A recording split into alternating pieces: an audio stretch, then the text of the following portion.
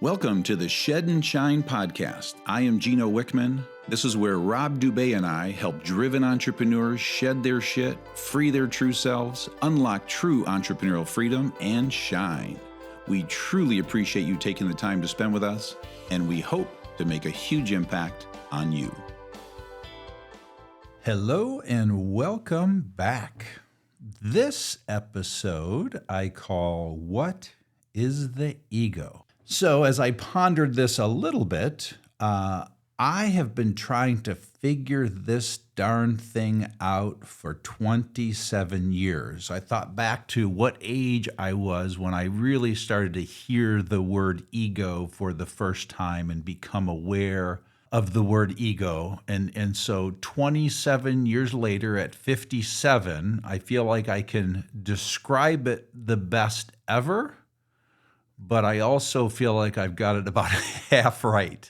And so all that said, I want to remind you of the visual that I share in the 3 discoveries and discovery number 2. And it's just this understanding that picturing this cocoon that is wrapped around our true self or our soul, and this dark cocoon, and the true self is trapped in there. And that cocoon is the ego that we're talking about.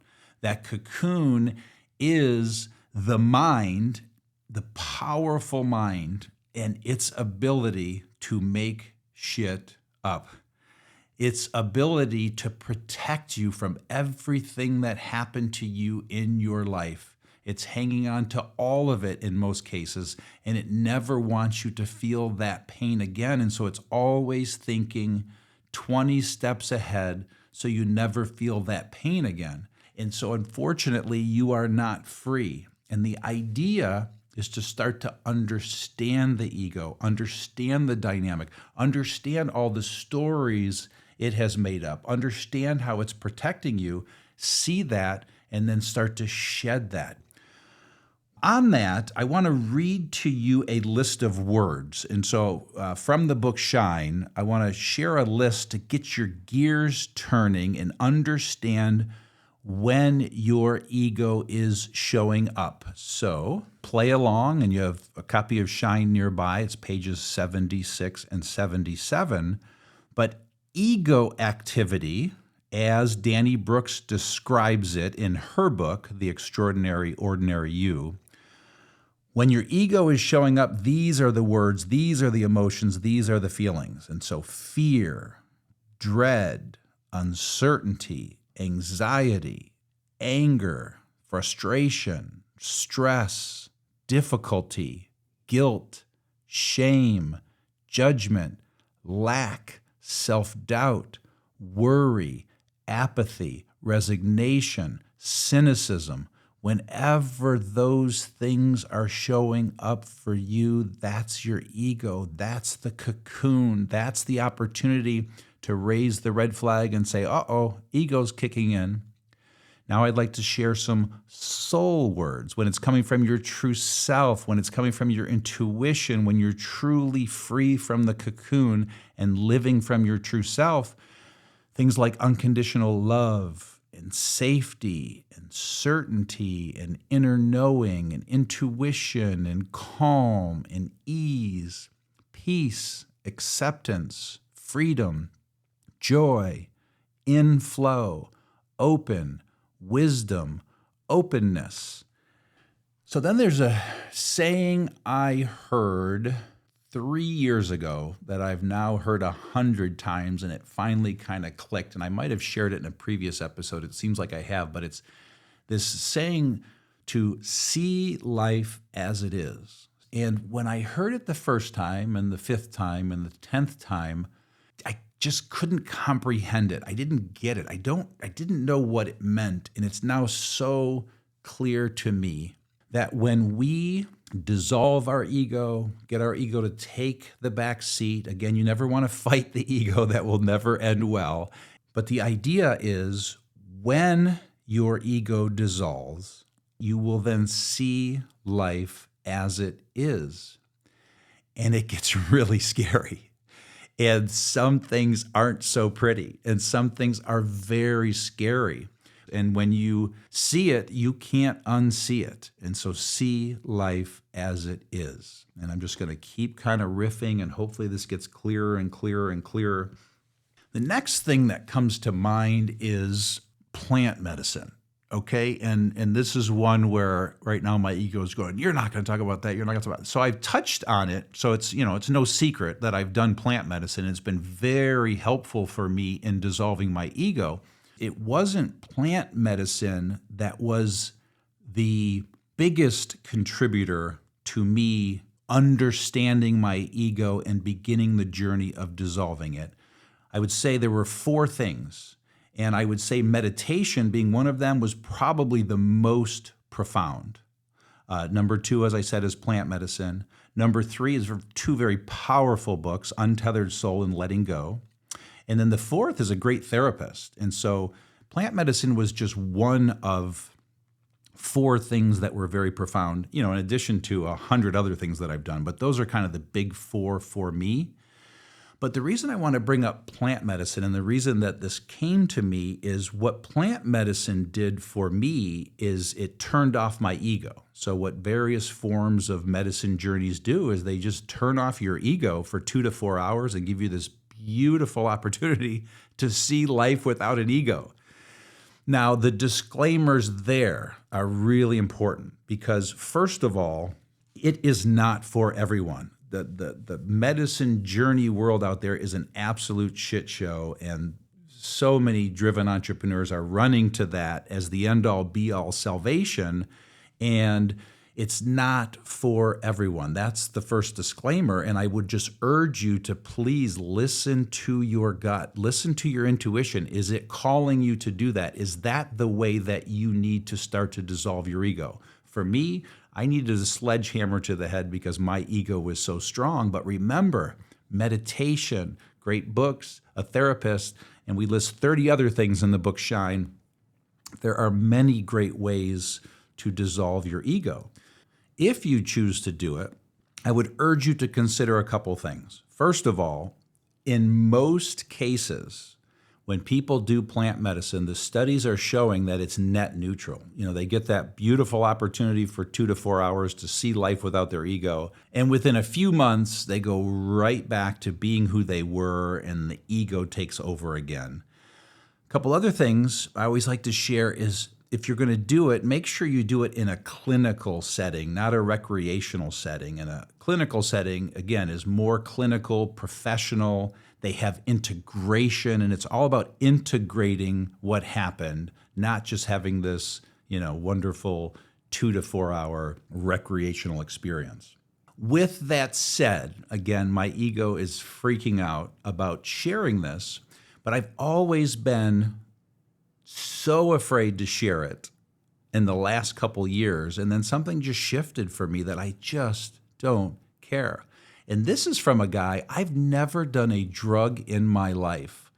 I do drink, however, so I almost felt embarrassed to share that I did that. And now I'm just so comfortable. It was very helpful for me, and I don't care what anybody thinks, and what a great feeling that is. So make your own choice there. The reason I bring that up is that point about figure out what works best for you to figure out how to turn your ego off and just have that experience. And I would suggest meditation is a great way to do that. It's these wonderful little opportunities where you have this moment of being ego-free. And then as you go forward and stay aware, you keep having more and more and more moments. And so in terms of a deep dive, I'm 4 or 5 years into this deep dive. Again, got pinged with it 27 years ago, but the last 5 years is where I've really, really dug deep. And I hope in this conversation, it will shed some light for you. So with that said, the next thing I want to share with you is a quote from Rumi that I share often. And that quote is, "Your task is not to seek for love, but to merely seek and find all the barriers within yourself that you have built against it." You are already pure love. You are already pure inspiration. Your soul knows exactly what to do. And unfortunately, you just need to seek to find all the barriers preventing you from fully getting in touch with that and letting your soul lead. And that is the cocoon. And that is what Rumi is trying to teach us going back, I think, somewhere in the neighborhood of 1,500 years ago. I don't know exactly on that. What it makes me think of is fear. And certainly anytime you're feeling fear, it is coming from your ego. And it makes me think of, what on earth are you afraid of? And as I've gone through the mental exercise myself personally, as well as taking many people through the mental exercise of what are you really afraid of? And, so it could be as simple as, there's something you want to tell your significant other and you're just afraid to tell them, or you want to say something to an employee, but you're afraid to say it to them. But if you chase it down, it's kind of a fascinating exercise. I'm not going to go into great detail on this, but if you chase it all the way down, you're afraid you're going to die. But it always goes back to, you becoming destitute and dead. And the reality in playing that fear all the way out, which I urge you to do, you get to this place where you will survive. You will survive it. And that builds courage and it kind of gets your ego to subside. But again, if nothing else, it's just awareness as to what on earth are we afraid of when it's all said and done. Because let's pretend death is the end game that you fear the most. I don't think it's all that bad. Now, again, this is just me and my humble 2 cents, but I am so peaceful with death. I hope to be here another good 40 years. But nonetheless, if I go tomorrow, it was a damn good life. And it also at least helps me realize that I need to live every day like it was my last. So then that leads me to the reason or the prompt for why I'm doing this riff on ego. And it's something I recently heard Michael Singer say. The ego takes everything and relates it to itself. When I heard that, I said, wow, it was on his podcast. I hit pause. I wrote it down. I didn't want to forget it. And so for me, what that means to me is it's like the perfect way of describing what happens. And like a really simple example is somebody driving slow in front of you. Somehow we make that about us when, that person's just in their own world doing their own thing. When what you will realize is everything outside of you has nothing to do with you. We aren't that important. Because then where that takes me, and I shared this in a previous episode, something I call the judgment triple whammy. And it's just a litmus test to watch and observe our egos, because I suffered from the judgment triple whammy in an extreme way most of my life, and I now see it subsiding. And so the judgment triple whammy is 3 forms of judgment in our lives. The first form is where we judge others. The second is where we judge ourselves. And then the third is where we worry about the judgment of others about us. And all 3 have been extreme for me. And so just taking them one at a time, I became very aware of how I judged others. And it's so gross when you really see this. And it was all my ego somehow doing comparison, competition, whatever it was. It just simply starts with awareness and just catching yourself. And number 2 is judging ourselves. I spent years beating the hell out of myself. Every mistake, every this, every that, I would just beat the heck out of myself, judge myself. It's so poisonous. It's so dangerous. It's so dark. It's not healthy. But again, when you become aware, you then get to observe, why am I beating myself up? Why am I calling myself that name? And then number 3 is worrying about how other people judge us. And again, I spent my whole life worrying about what people think. As I've shared in previous episodes, I just don't care as much anymore. I can't tell you if I'm 100% there, but it's so different and it's so freeing. And so just check yourself on the judgment triple whammy. It's a great way to observe and understand your ego because, again, what I hope by the end of this conversation, you go, I now know what the ego is. And I can become aware of it and I can start to dissolve it. And the last two things I want to share is this point about fearing that you're going to say something stupid because, again, you've had your ego subside or had it take the back seat, so it's no longer protecting you. Oh, no, don't say that because this will happen. And your soul is leading. All of a sudden, you're completely free and stuff comes out. Well, I will tell you, odds are probably going to say something stupid. But here's the beauty. When you say something stupid, when you screw up, when you really let go, what I've learned is those are all just simply learning experiences. They're opportunities. And this is how we grow and learn. We are not perfect. We are human. We make mistakes. So I urge you to let go, let your freak flag fly, and know that you're going to say some stupid things, but just treat them as learning experiences. Apologize if you hurt someone. And then the last thing I want to share is about triggering and reactivity.